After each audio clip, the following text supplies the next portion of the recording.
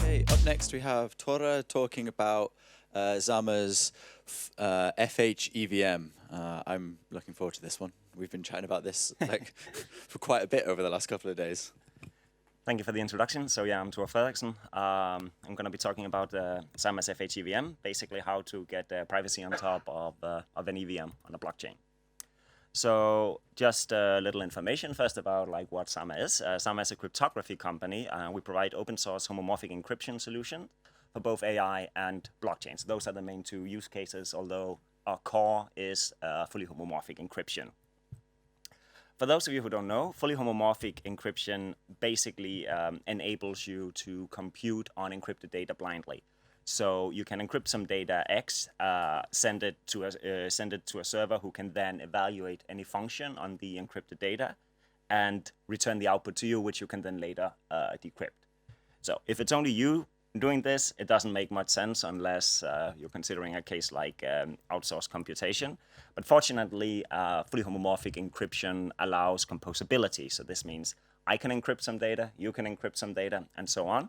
And we can compute collaboratively any Turing function, any Turing complete function on this encrypted data, which can then be decrypted to the relevant parties later on.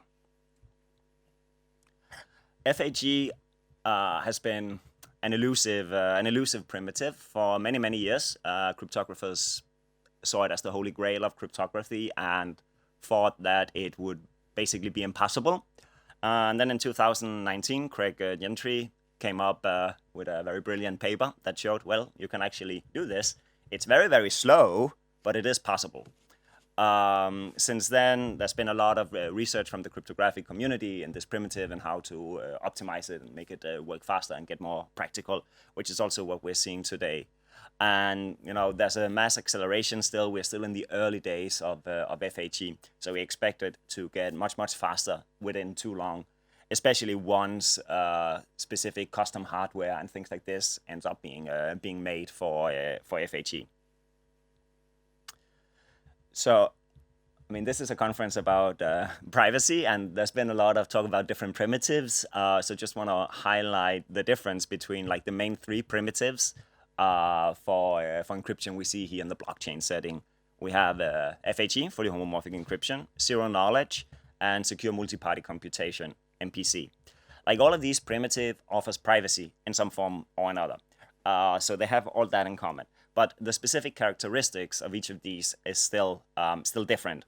For example, the only one that offers decentralization in the sense that that keys and data is not stored on a single entity is MPC. The only ones affording composability is FHE and MPC. Zero knowledge only makes sense if you're one person with a secret input. You can't really compose things. Finally, in relation to interaction, only FHE and zero knowledge allows evaluation non-interactively, whereas MPC requires rounds of communication between each party for every multiplication, for the multiplicative depth of the circuit you're computing. So all of these have some advantages and disadvantages, and they complement each other very well. And as I will explain in a few slides, we actually use all of these three primitives in our solution. First, I want to give a little outline of what exactly we have here at Zama and what's public now. So basically, we start with the lowest layer, the hardware layer. We have a bunch of different solutions working on top of CPU, GPUs. Hopefully in the future, custom hardware can also be applied. On top of this, we have our core library, which is TFHERS, which is an open source library. You can go download it on GitHub. It's stable and usable, which allows evaluation of homomorphic operations on encrypted data. It's very user-friendly. I'll show you a little snippet of code later on. In order to use this in a sensible way, we have a compiler called Concrete, which compiles Python code down to the circuits that needs to be fully homomorphically evaluated. So this allows you to basically write standard Python code with a special, with an imported library that basically gives you encrypted variables. On top of this, we have Concrete ML, which is a machine learning library that works on top of Concrete and TF-HE-RS. The reason we have a specific library for this is there's a bunch of mathematical tricks you can do in FHE to allow, like, say, sigmoid functions, other kind of machine learning based functions quite efficiently. So this can then be used for applications such as credit scoring, fraud detection, so on. Then what I'm talking about today is the fhEVM, which is fully homomorphic evaluation of smart contracts, which then gives rise to confidential blockchain that can give you, like, secret token swaps, blind auctions, and so on. Of course, you can also build stuff directly on top of Concrete and TF-HE-RS to allow data collaboration, biometric validation, private set intersection, and other cryptographic primitives that require FHE. Okay, so in the blockchain setting, we basically know blockchains are public by design. It's a ledger, append-only ledger, where you put data that you know will always stay there, that would be validated, so you have a transcript of everything that has been going on. And this is great for a lot of different applications where this is what you want, but for other applications, it's not the most ideal setting. And even some applications where you kind of want this, it also leads to some problems. For example, in the currency setting, it can lead to theft because everyone will know which addresses have a lot of money, which addresses send to this address, and where they send out money to. It can lead to surveillance. Since everything is public, analysis of transaction patterns can be analyzed by private companies or governments for whatever reason they want to do it, since all the metadata and amounts and so on is there. And finally, it can also lead to minor extractable values, since the validators know the transactions before they actually carry them out, and can lead to front-running attacks.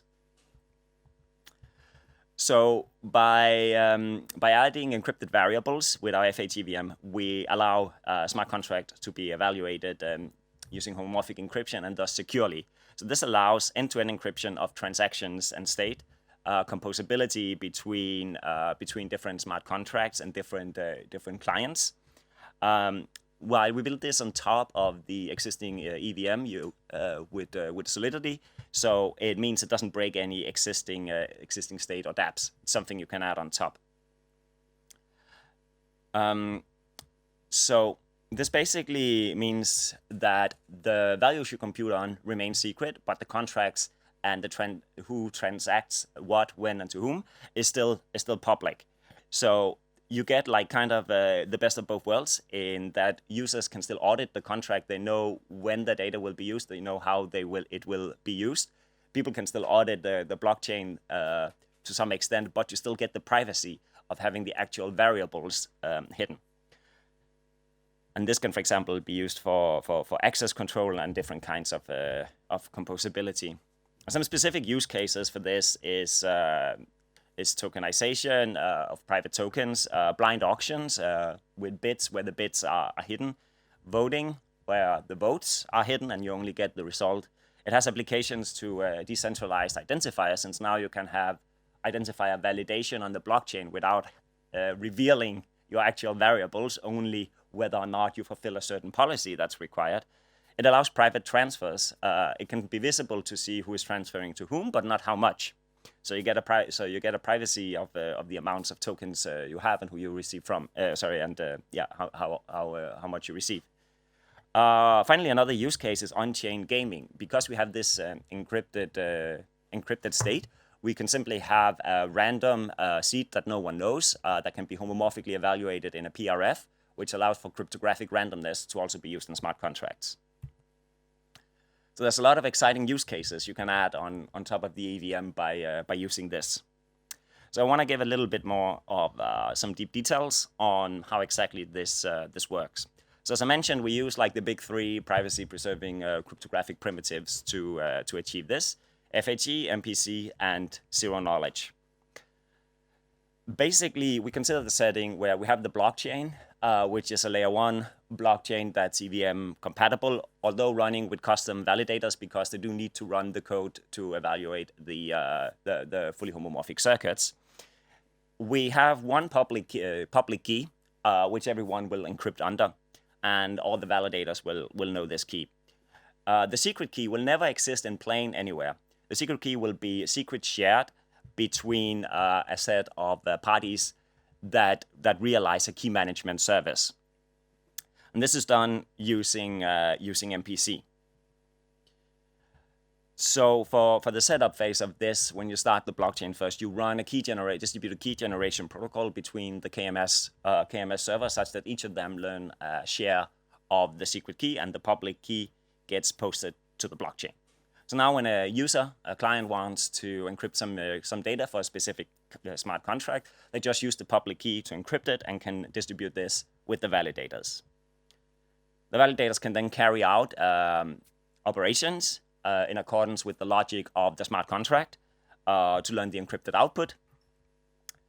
And at some point, when they require decryption of it in accordance with the logic on the smart contract, they ask the threshold servers of the KMS to do a decryption of the variable.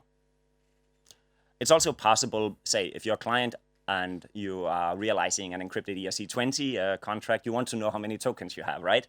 Let's say I have a Patreon bucket, like for people to donate for my open source work. If everything is encrypted, I don't know how much money I have. So to allow this, we also offer a re-encryption, where basically the client supplies a normal public key to get encrypted under, and then the KMS servers will do a partial decryption of the actual value, encrypt this under the public key, and send this back to the client, so the client can decrypt and reconstruct the actual value. So in this way, we also support a private opening of any variables, if it's in accordance with the logic of the smart contract, of course. So this allows us to realize view functions. So what's actually going on inside the fhEVM is just the EVM and a bunch of precompiled smart contracts, which calls down into some of the Zama libraries. So the way it's handled is that the smart contracts work on handles of ciphertext. A handle is just a hash digest of a given ciphertext, which is then processed through a precompiled smart contract and can be posted to some protected memory. It can either be stored on the chain or it can be stored using PFS or Filecoin or an other external service. What is stored in this protected memory is just a map from the handles to the ciphertext and an access logic, where the access logic is about whether or not a given contract or user is allowed to decrypt the ciphertext. So once a user wants to add something, post an encrypted value to the smart contract, they encrypt this and they construct a zero-knowledge proof that they know the value that's encrypted. Why is this needed? Well, because otherwise I could take any ciphertext I see on the blockchain, put into another contract, and ask for that to be decrypted. So we don't want that. So you need to actually know you need to know what the input is when you add an input to the blockchain. Then this calls into a precompiled contract, which calls down into the TF-HERS library that validates the ciphertext. And if everything is okay, it gets stored in the protected memory under its handle and a list of an access control list. In the same way, like decryption is handled with a call through the precompiled that looks it up in the protected memory and calls to the KMS, which then does the decryption, assuming the precompiled validates that the calling contract is actually allowed to decrypt. When it comes to the execution of operations, fully homomorphic operations, it's kind of the same. Again, the smart contract calls into the precompile that fetches from the protected memory, uses TF-HERS to actually do the computation on the ciphertext, the resultant ciphertext, and updated access control list in accordance with the logic is then stored in the protected memory, and a handle is returned to the underlying smart contract. So that's overall high level how it works. I have here a snippet of code, just an example of how you might use this to do an encrypted ERC20. So we have here a contract which basically in Solidity that basically has an internal map of addresses to balances, where the value is an encrypted unsigned 32-bit integer. Then we have two functions, transfer and balance off, where the transfer is simply taking addresses from and to and an amount. it then uses the TF-HERS to check that the amount is less than the balance of the from address, and if this check passes, then it simply adds the balance of the to address and subtracts it from the from address. And that's basically it. The balance of here is then allowed to basically learn the balance of an address using the decryption. So that's basically it. So as you can see, it's quite streamlined. It's pretty straightforward to do if you already have Solidity, to just add these these aspects of encrypted variables for where you need it in your contracts. So that's more or less what I wanted to say today. I wanted to also say we do have a grant and a bounty program. So if you're interested in playing with this, every quarter we have new bounties, which are basically challenges to use our code or to construct something. It could, for example, like one was we had previously, which was a very hard problem, was doing secret signing, like do ECDSA using fully homomorphic encryption. But we have a bunch of different challenges which you can look up at our bounty program. So the TF-HERS, Concrete ML, all of these are open source, already out and running, and you can find the code on GitHub. For the whole blockchain thing, we have a white paper out, which you can also find on our GitHub repository and have a look at. The blockchain, like the whole KMS thing, is still a bit work in progress. We have we have some limited versions out already that you can play with, so you can actually launch this fhEVM using Docker and play around. The last bits and pieces we are missing, and which are coming during this year, is the whole full flow of setting up all the threshold nodes, running the distributed decryption and key generation. So that's coming later this year. Finally, we're also hiring. So if you're interested in working with us, you can go have a look at our open positions. And that's basically it. Thank you.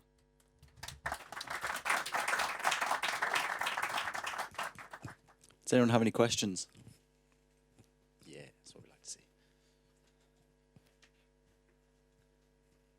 So I actually wanted to ask about the signature. You said that that's already completed. You have the signature over encrypted secrets, or like signature of data? So we had a challenge about doing this using fully homomorphic encryption, and as we kind of suspected, especially if it's ECDSA, it's a funky. ECDSA is a very funky signature that has very little structure and a lot of weird stuff happening. So it was horribly inefficient to do an FHE like that specific one. So we don't have that evaluated in FHE. Like if you wanted to do this, it does make more sense to just use MPC directly. To do that. It was more of a feasibility. Yeah, no, I was curious because it sounds like a super interesting option to have your key encrypted somewhere, and then they can manage funds or whatever. It would be great, like to be able to sign data, sign things. Do you have any data in terms of performance? How much time it takes to run one of these operations, or like in terms of certain operations that you manage, both in terms of AI or signature hashing? So FHE is still like not super fast, so you need to be a bit selective with where you are applying these operations. Like general arithmetic operations over integers are like kind of the fastest. The same with comparisons and stuff like this. They're usually around 50 to 200 milliseconds, depending on the operation and like whether you're an 8, 32, or 64-bit integer. So it's around that vicinity on a AWS Metal server. Of course, like a lot of things, many things can be parallelized if you throw more resources at it.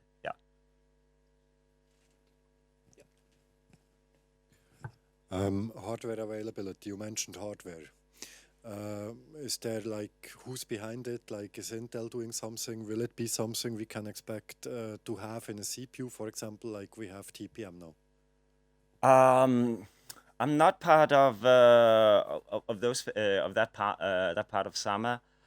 I know a business developer are talking with different companies, like in investigating the options. Like for now, we have hardware that is FPGAs made for this. I don't expect this to be something we see in an Intel chip anytime soon. I think it will be more like separate companies coming out with modules, like like a GPU. Then you have I wanted to say CPU, but that for crypto processing unit, but that name is already taken, right? But I don't know. I don't know exactly.